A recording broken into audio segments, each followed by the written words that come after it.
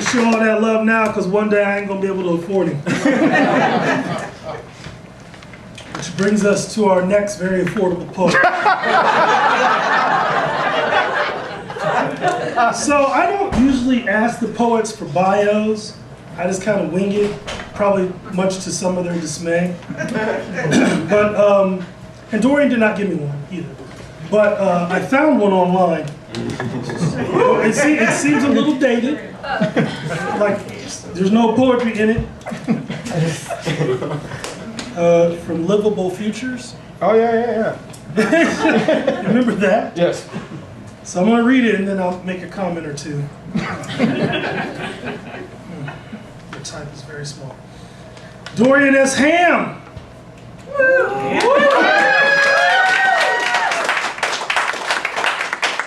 Is a writer, educator, and song and dance man based in Columbus, Ohio. Columbus, you. Anybody in the house from Columbus?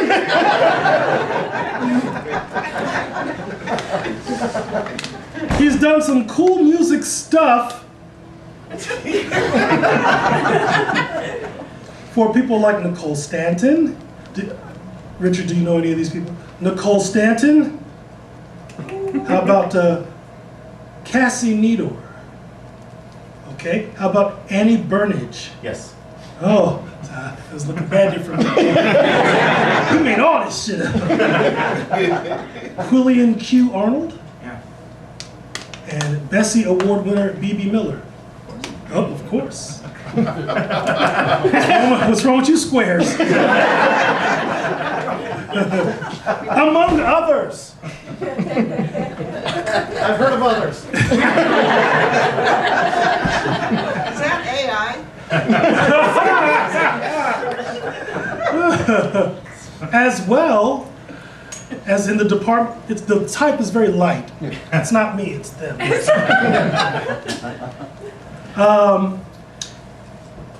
Where was I at? Oh yes, as well as in the Department of Dance at the Ohio State University.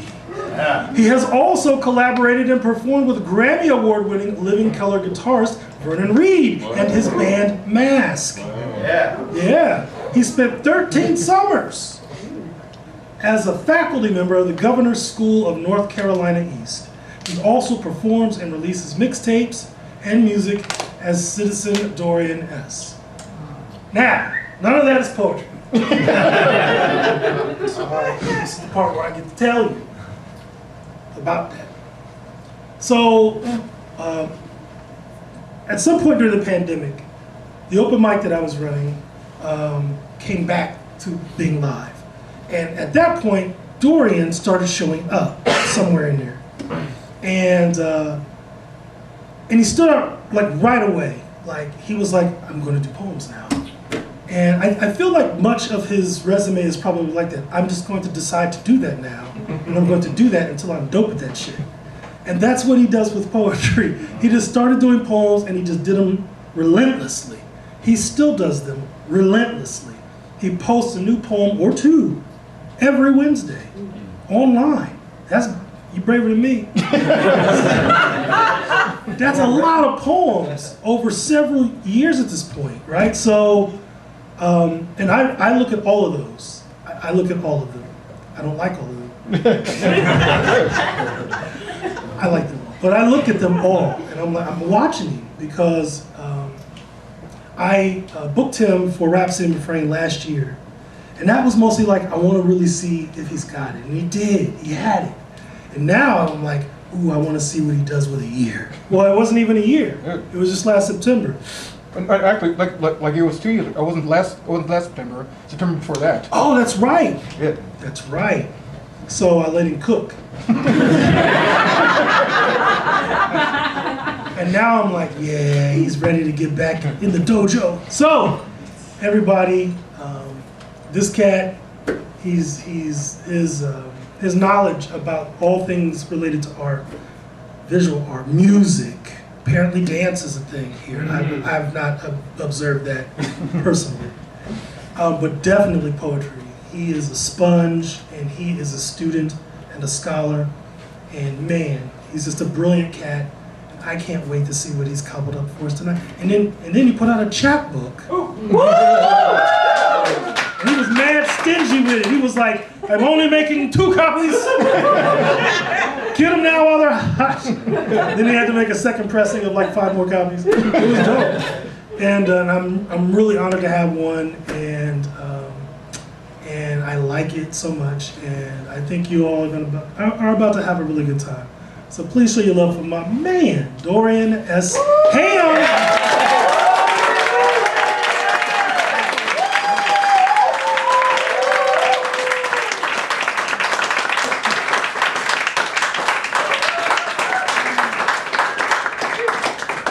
So a little tag for my first feature story, scrapbooking for my first feature. When he asked me, I was only maybe 7 or 8 months into writing poetry steadily at that point.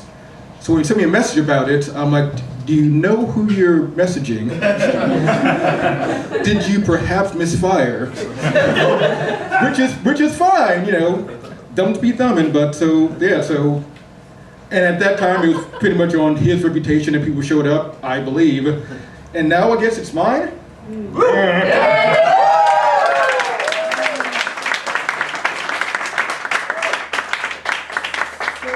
So got some poems, and much, like I try to pretend I'm not the person that I am. I'm just like, I'm going to plan ahead, I'm going to think whatever, but I'm like, oh no. Much like when I DJ, I just throw everything into a big bag, and I just sort of go and I figure it out as I go. It's a terrible lesson to learn. So, first poem I'm going to read. So when I did my first feature, okay, I live my life by a series of arbitrary rules. I love personal arbitrary rules. You can break them, but I'm just like, no, it's arbitrary. I can do something different, but no. So I write all my poems by hand. I write them all in a notebook. I write in the same notebook until that notebook is filled. For my first notebook is about like this size, so I'm like, oh, it can only be 1 page. So I had like a lot of short poems when I had to go through. But on the day of my feature, I got a bigger notebook. I'm like, oh, I got a bigger notebook. I can write longer poems. I could already written longer poems. Arbitrary rule. And so because I had so many short poems, I'm like, oh, I need a closer. Like with DJing, I know what I'm going to start with, I know what I'm going to finish with. The middle part can be a mess. I can start strong, I can end strong. And so this was like my closer for last year. I figured it'd be my opener for this year. You know, I like symmetry. Arbitrarily. All right, this one is things I wish I said to you before I fell out of your algorithm. Look, I'm standing naked before you. Don't you want more than my sex? 'Cause I can scream as loud as your last one, but I can't claim innocent. Oh God, could it be the weather? Oh God, why am I here? Said love, if it's not forever and it's not the weather. Normally, I don't do this type of thing. Actually, I find myself doing a deep dive on women's pockets when I should be sleeping. The urge for miscellaneous information draws me to the blue light of the black mirror, like the tractor beam on Star Trek. Do you care? Not that I'm flirting, it's just that I'm attractive and talking. But sometimes I'm flirting and not aware, and if I'm playing it's cool because I'm being cautious, and I don't want to throw a grenade into the pond before the ice is melted. I take every morsel of information and rational out. I'm the grasshopper and the ant. It's 1820. I'm Jean-Francois Chebion, and I'm studying intensely, but I'm years away from breakthrough. That's a Rosetta Stone reference. Remember me, she said, smiling. Write my name someplace safe. Touch and taste. Fade with space. I'll never be who you dream. And I can't write your name down, but to write it down is write an epitaph, and we never call it time of death. I remember your favorite coffee. Well, I don't remember the brand, but I remember the can. And I don't drink coffee, but I want to make sure you had it as a token of consideration, a token of thanks. Because I'm comfortable in my own skin, but I'm not always comfortable in the world. It made me feel comfortable in the way I was expecting, so at least you deserve a cup of coffee. So, do you not watch TV, or are you more of a movie person, or you're a book person? Either questions that are burning, but I snuff them out like candles after mass, waiting for the ringing of the bell, signal next ceremony, while I wonder if it was too much or too little. And this is the last love song that I'll write. And if the hourglass is broken, do we round up or round down? Do we assume the beginning was the end? Nothing gold can stay, or was it just pyrite? First times flowed faster than the last times, and all these notes and all these words are all that's left in me. Bend these pages, count my words, one last scroll to set me free, and this is the last love song I'll ever write for you. This is the last love song I'll ever write for you. Normally, I do this sort of thing. Thank you.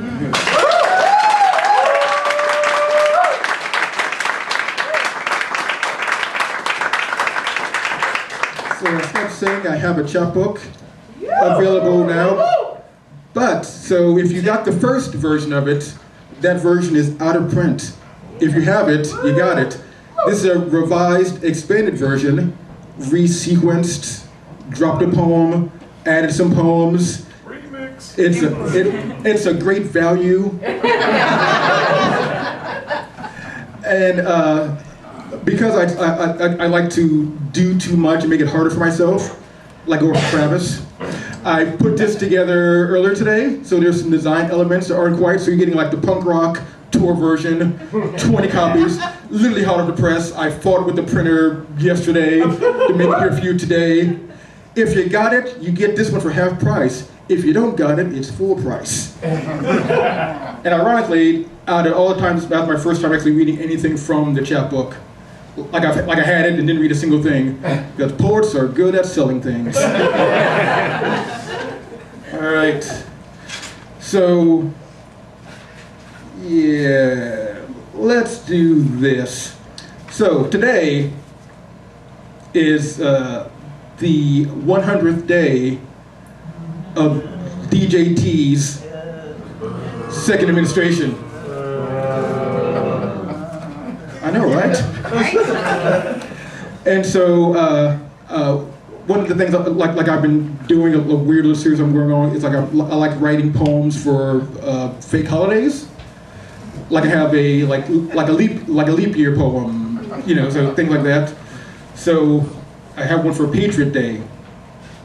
Was going to read that, but that's September 11th, and we're far from September. But yes, Patriot Day. It's all in calendar. It freaked me out. I'm like, what?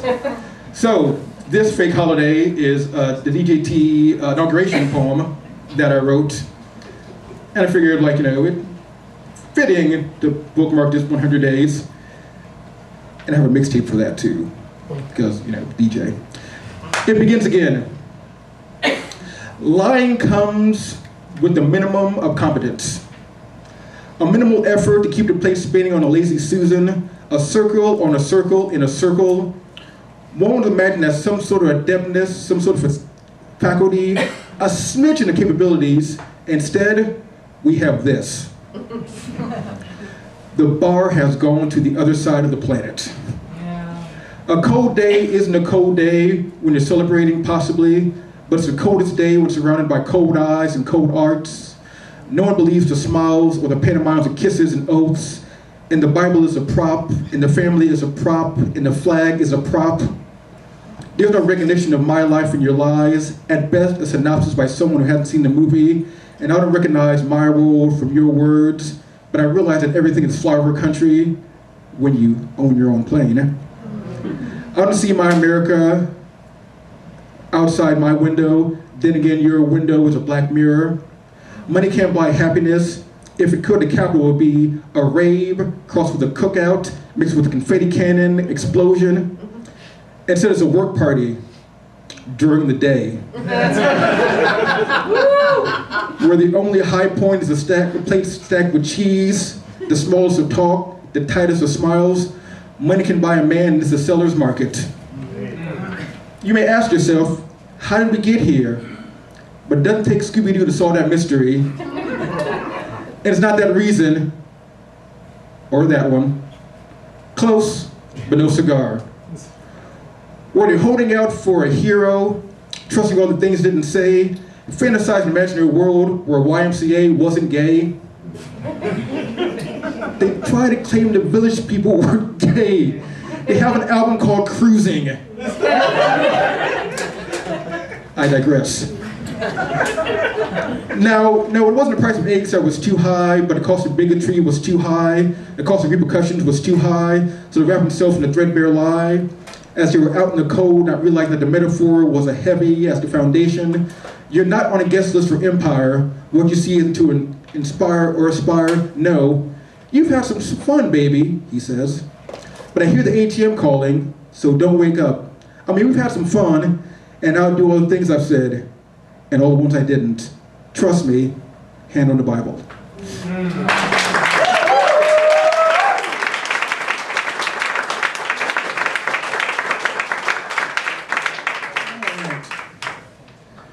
Let's do this little banger. So one of my favorite topic of bar conversations is Columbus and how it's bad at developing Columbus. Like I know one guy, literally that's all we ever talk about when you see him at the bar. I'm like, oh, did you know blah, blah, blah, blah, blah, blah? He's like, son of a gun. I'm like, oh yeah, did you know that he just made that up? People don't live in those apartments. What? So yeah, that's like, so it's not like sports. It isn't like, ribald tales of existence. I'm like, let me tell you what these developers are doing. I mean, they're not even from here. They want to build 16 stories on the corner of High and Lane. Students are covered, man, but I digress. So, wrote this poem about my favorite topic called This City Will Kill You, and then name a district after you. Building on top of the bones of the skeletons are still living, yet spoken of as ghosts that never existed, times that never were, places that occupied no tangible memory, maps bleached white to redraw for the first time, or the second time, or the third time, to tell whatever story to give the most absolution looks best in a pamphlet, or 30 feet in the air in a city that has its own nothing. And the natives here go the way of natives everywhere, slowly at first, but it's so quickly it's an afterthought, where once was sleight of hand, now it has the subtlety of a 3-year-old baking. The mishearing of a Woody Guthrie song, the way people mishear Bruce Springsteen. This land is my land, this land is my land, this land is my land, this land is my land. And soon there'll be no one to remember, and all these lies were the veneer of truth. As they say, as many times as asked, this is not what you need, not what you want, but everybody knows it's not for you anyway.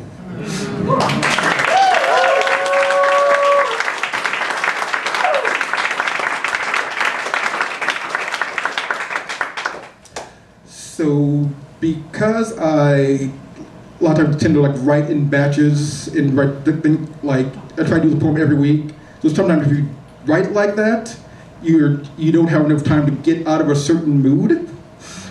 Like for a while, I was like, oh, I'm writing too many angry political poems.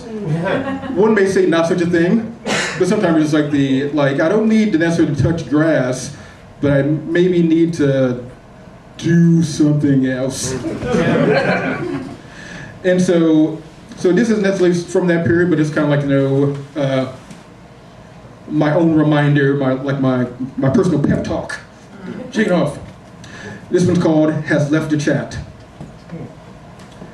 I tender my resignation to the idea that this is all it can be, that it gets no easier, it only gets harder, never better, that acceptance and surrender are the inevitable, not a way station, but a destination, that we don't need a map because the grooves are so worn to the road, the path is locked like a roller coaster tracks, there's no deviation.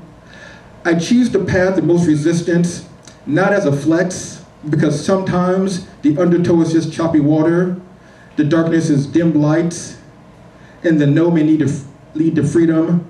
Bullies can be defeated. So I reject this useless quietness, whispered prayers that wouldn't disturb the desk gathering. Instead, I invite volume and vibration to shake the resignation, the idea that this is all, not out of hope or faith, just because, and that's enough when things are tough.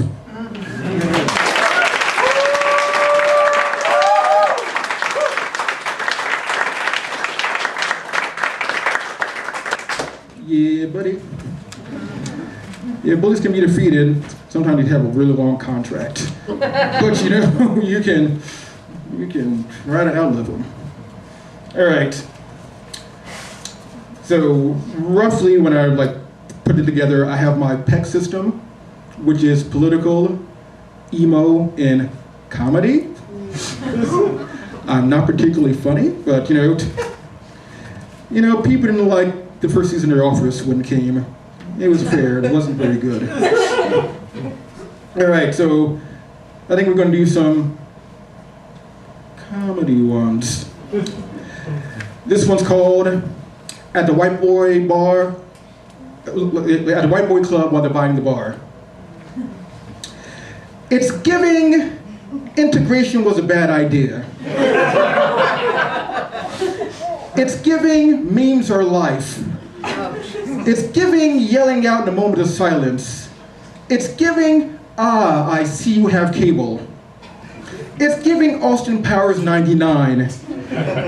It's giving endless Fortnite dances. It's giving, what's up?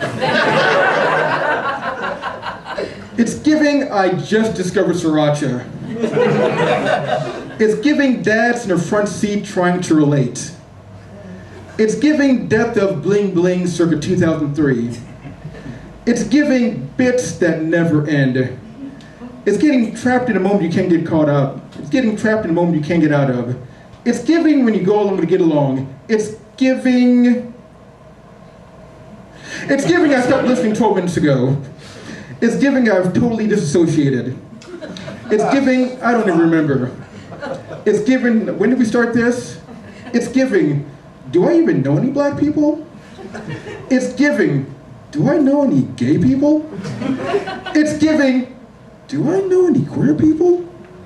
It's giving I'd buy that for $1. It's giving did I do that? It's giving live from the studio audience. It's giving Pride merch at Target. It's giving 50 Shades of Grey merch at Target.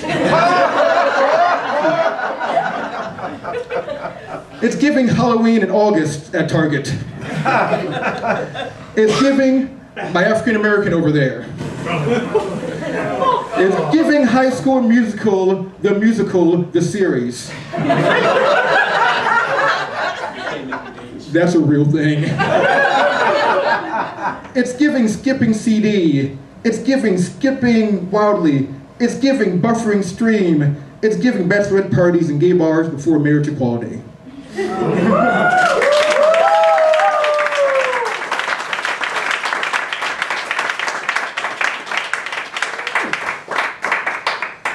Went better than I thought. All right. Where's the... Because I make things hard for myself, this is me Xeroxing my notebook pages. Could I have typed it out? Of course. Did I? No. All right. Can't find the one. Going this way once there.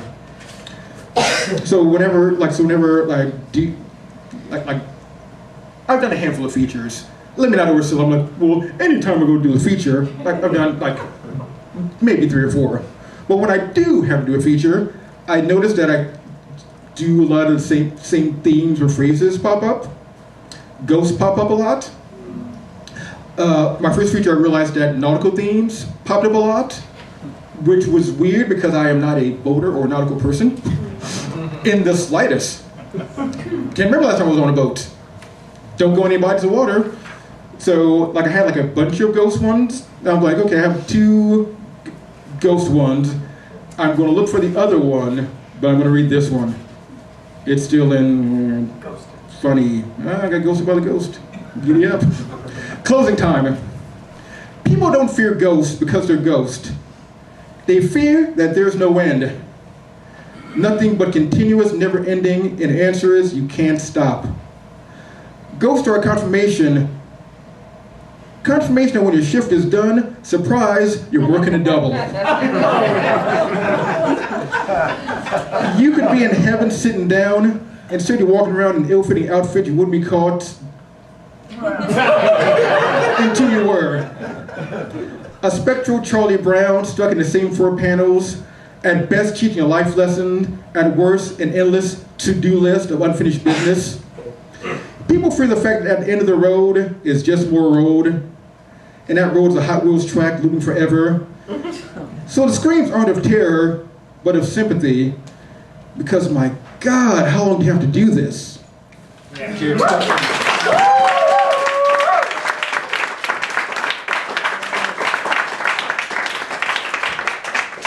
Gonna switch it up from the big notebook. This is the current notebook I'm working on until I'm not. Then I'll get another one. Like I said, because I like to make things harder for myself, I wrote a poem this afternoon. So, come on, let's do this. I got a new poem. New poem.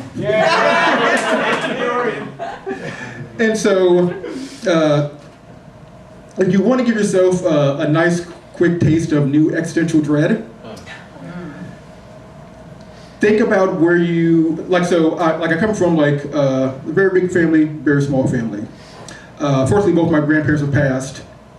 And I was like, man, I wonder if my grandparents knew me as a person. Like, of course, they knew me as a grandchild, but at least my grandparents were Dort, you like XYZ. Because I've always lived, not near my grandparents, always lived, away from my family. And so, it's kind of I know they love me, but we're oh yeah, that's my guy. And so I was thinking about that, and also thinking about we're we're sort of sitting family, have this thing. My sisters assure me that it's not true, but I'm like, yo, I think I'm kind of a bad uncle. And they're like, no, you're not. I'm like, I don't know, I think I'm not great. They're like, no, you're fine. I'm like, okay, I'm good. So thinking about that, just thinking about families in general in terms of structure. And so this is one of the rare things where I sort of have a piece of the poem sort of floating around just in notes draft. The one thing I will use my notes app for, now I pop or whatever. And so I just sort of had two sort of chunks, and I just sort of wrapped it around that. So this is called Belmont and Lyndhurst, which are both streets that my grandparents lived on, or Chasing Satellites. I wear my family name like drag, wrapped in a fabric of DNA, worn like a sash or a toga in an ancient senate. My history folded in its nooks and crannies, but I can't predict how it will present, but it's forever present. The ghosts that haunt my DNA, like the weather during tornado season, looms over the plains. I listen for the echoes of one-way conversation, looking to see the reverberations or reflection is the answer to the future. I speak with my grandmother's tongue. I sit with my grandma's silence. I move quietly like my grandfather. I hum like my grandfather's songs that are never sung. I wear my family name like drag. One name I know so much that it's like legend. And even though I never tested it, if I failed, the name would catch me. The other is a mystery where the trail goes, and I don't know which corners I can speak it in. But I feel both names, my feet as I walk, and in my back as I move through the world, at the fine mist that's not quite rain, but I still feel it on my skin. I'm a link in a chain longer than I have numbers. I am someone's future memory. I am someone's future questions. I am all things and nothing, everything new and old though, things that have been forgotten, all Midwest, all East Coast, all down South, all places where I don't know the tongue. I wear my family name like a shield, a flag, a beacon, a blanket, an eternal flame, holding it like the number pi, seemingly infinite. I carry my family.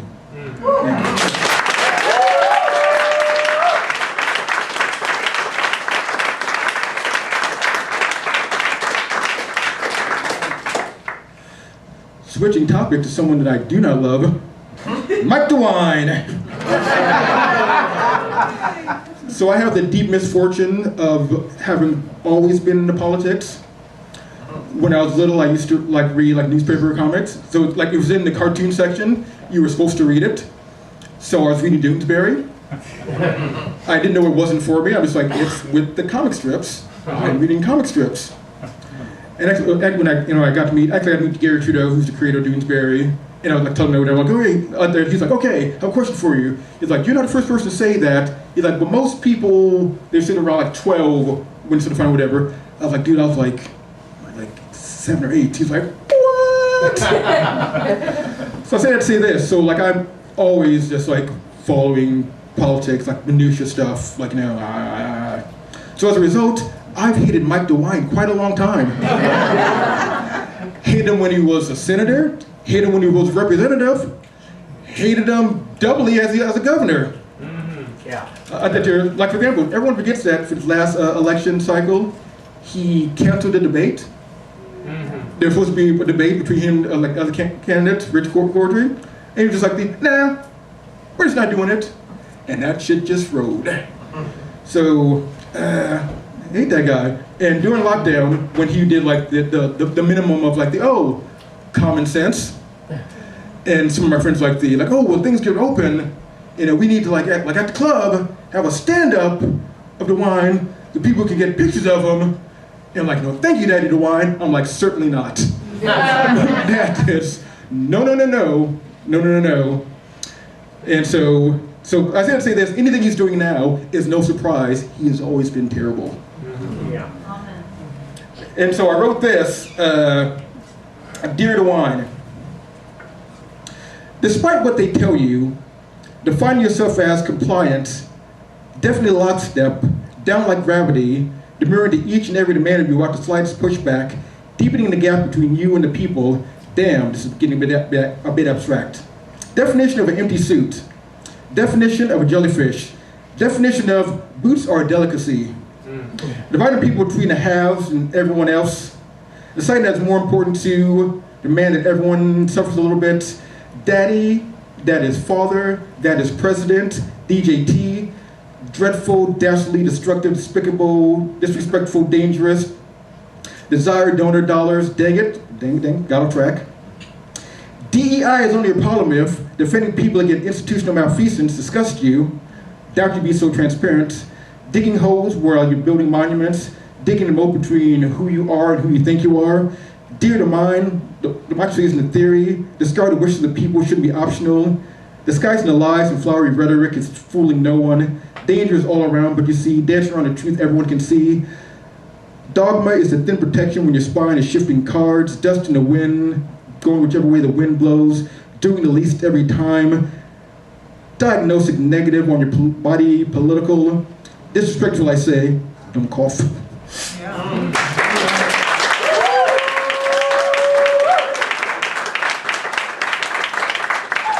I said it before and I say it again, I'm sick of my life being decided by a white man with tidy haircuts. It's like, oh, the tidiest of haircuts. So this one is, in my social media, I keep like one or two MAGA people I went to high school with, just so I know, which way the wind's blowing. Like, what's going to be like are you guys suddenly really mad at Harvard? Sure. So I just keep them around. And so when people were rightfully tearing down the Civil War statues, she was very much like they're tearing down history. I was like, we still have books. And also, and she may see this, and it is what it is. She lives in Florida. Yeah. Fill in all of the blanks. So this idea is because a lot of the things are happening. They're like we're preserving history by not tearing down racist. And a lot of this hey, we don't want kids to feel bad. And you don't want kids to feel bad. So I wrote this. You're not there. Black children don't have parents. Black children don't have people who care for them. Black children don't have people who protect them. Black children don't exist. When they say think of the children, you can tell what children are thinking of. They'll erase history to protect children. Lie with casual dismissal, the artificially white teeth, and a head crowned with focus group sourced haircuts. They'll protect statues to inspire the children, the right children, the precious children. Black parents are a myth perpetuated by the agenda to disturb the children, made their brows never furrow. Black parents, if they did exist, would never have opinions, would never have thoughts, would never claim their children are equal, would never want to empower their children, would never want them to hear the truth. Thank God they don't exist.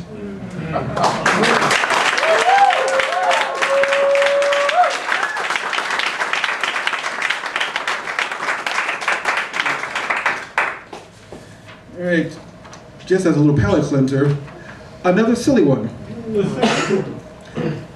Even though I say your pronouns even when you're not around. I practice that so that it comes with ease. It's not a chore, a repetition makes for ease release. And when I get it wrong, I curse myself a little. Because basic respect is a minimum, and I respect the journey of you finding you. Because even if I don't like you, with the slow burn of 100 crammed crock pots, and multiple times a week I think, dear Lord, why won't they shut up? I will still call you what you want, while praying you don't call me at all.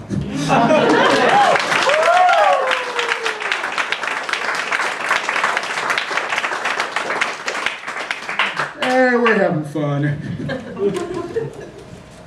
Here's the other ghost one. Hey, see? Thematically linking it together. Again, don't do it ahead of time. Why would you? Again, another ghost one. Spark and smoke. Our bodies are inefficient ghost factories. It takes an entire lifetime to produce one ghost.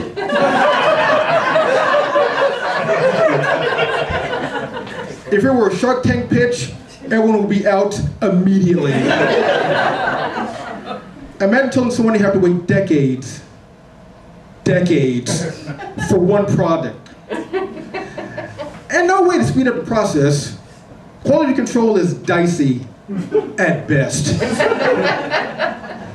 And unenthusiastic, ta-da, at the unveiling. No takebacks, no redos. This is what you get. This is what you want, but it's what you got. Picture spending all that time hoping for Casper. Instead you get Slimer. Movie version of Slimer. A funky phantom. No, more like the cobbled together remains at the end of a service with a shrug. And you can't even complain to the manager, because the manager is you. Besides, talking to the manufacturer is a tense conversation. At least you're a one of one. That's kind of something.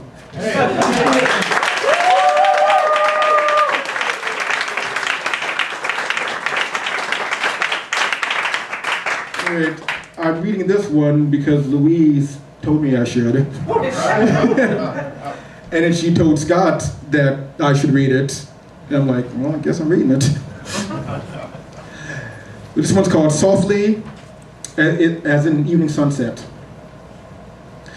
The moon is following us, pulling blood like taffy, redistributing humors, hot, dry, wet, cold, across internal landscapes, blood, air, phlegm, water, black bile, earth, yellow bile, fire, uniting the four kingdoms around a shifting of tides, holding on, when it's high, almost drowning in ourselves, low, dancing, but on guard, because one step could be two forward, four left, and off center, or trying to find a balance on a regular cycle, where the pattern is constant, but you can't figure out the pattern.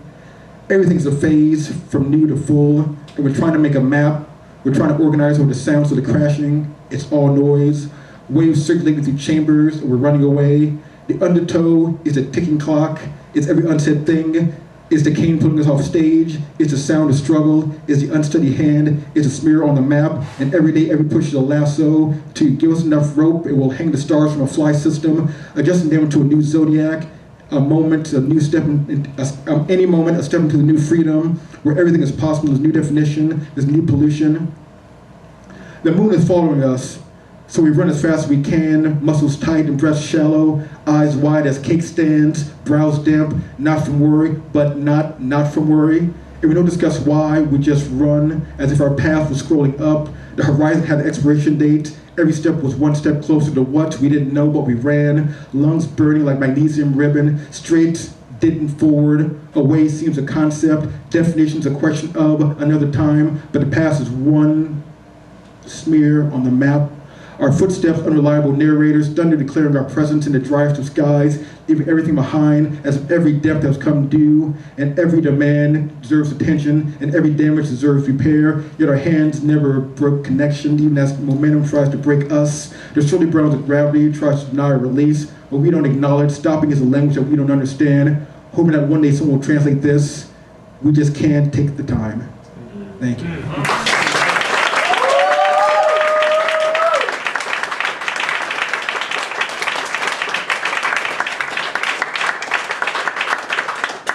And if you didn't like it, blame Louise. She told me to do a thing, I do it. Like, Write more poetry. No, you don't have to worry about that. I'm wrong. All right, going to do a few more, but probably 3.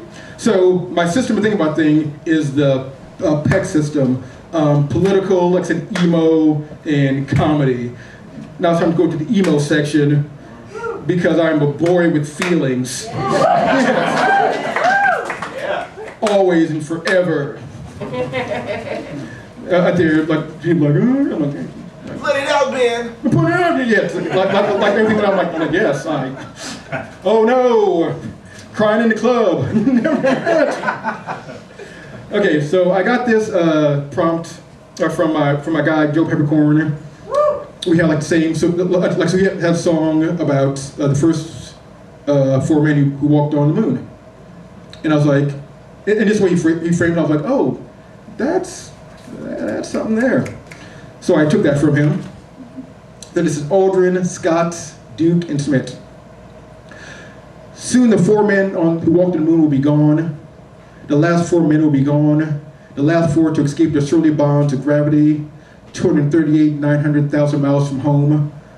5-6 fear to behold. 4 men to look back and see the earth for all its insignificance, bouncing in science fiction made real. And see those men will go from history to myth, and a myth will be blurry, and myth is forgotten, and myth only stays true when people remember, and people forget to remember. Soon there will be no one around to remember, no one to remember that once there was a legacy, that things built for permanence were soda crackers in a stream of time, where in 2 generations out it's lore, in 3 generations it's myth, 4 generations it's a decaying echo. Sooner they can be imagined, for this now is everything, this now is eternal, this now is relative, this eternal is temporary. Soon there will be no one to remember that you once loved me.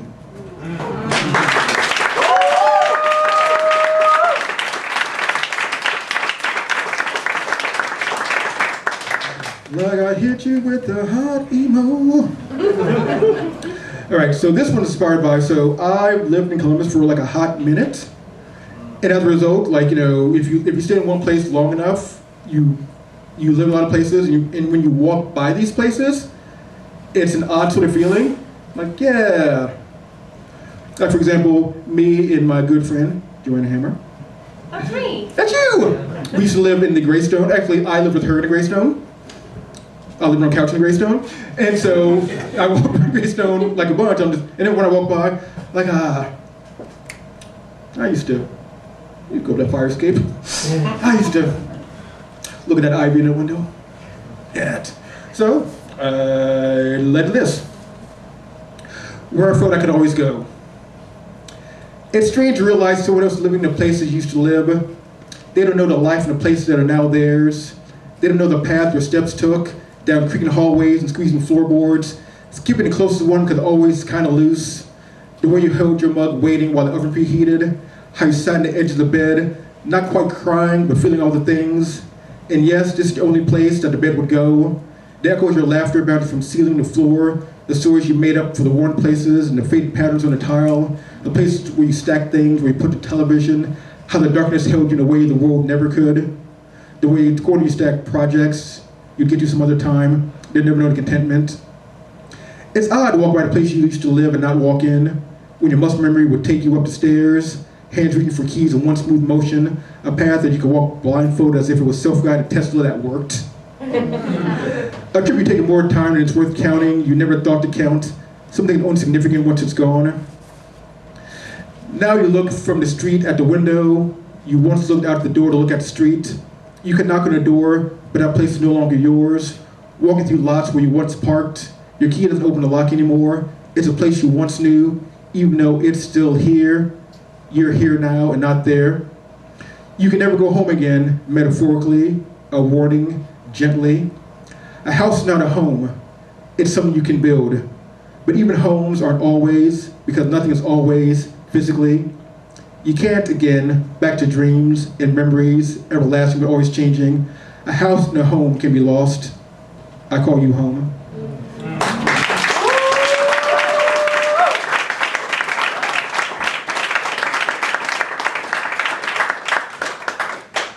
All right, I'm gonna hit with the closer. Woo! Woo! Thank you very much for coming out this evening. Thank you for listening. If you want a chapbook, holler at your boy. It's $10. $10? That's so reasonable! But $5 if you already bought it, so it's a bargain. I'm not trying to soak you. Just remember, self-promotion, while unattractive, It's sometimes necessary. sometimes. I keep on changing the title for this, because indecisive. Currently, it's called As If, Take 2. I love you like I never had to think about it. I love you like darkness with just a suggestion. I love you like language never conspired against us. I love you like every sunset taught me new things. I love you as if I'd never been afraid. I love you like every silence was a new novel. I love you the way desert misses the rain. I love you as if their love was only a theory and air was the only thing sustaining me. I love you like starlight loves travel.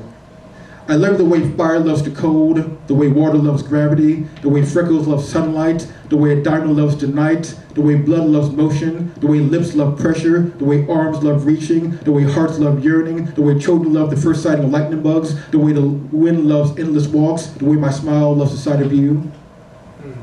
I love you as if my heart only beat in Morse code, and it sent the message out I was too shy to say.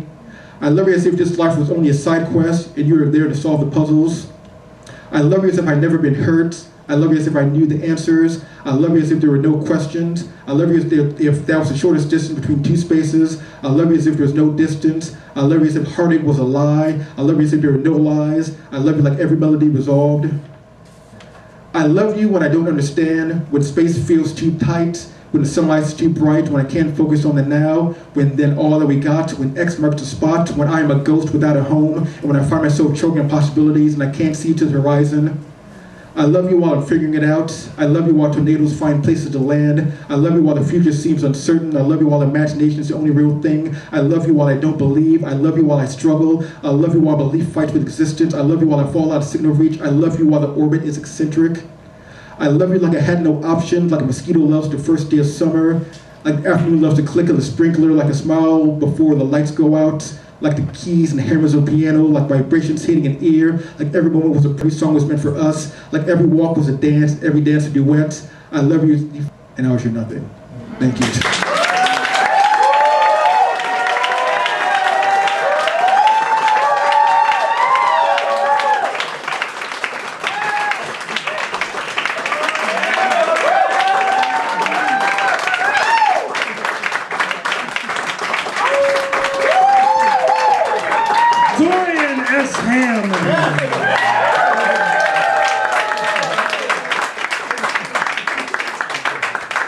Thank you, gentlemen and scholars. Thank you. So a couple things before we send you out into the impending rain.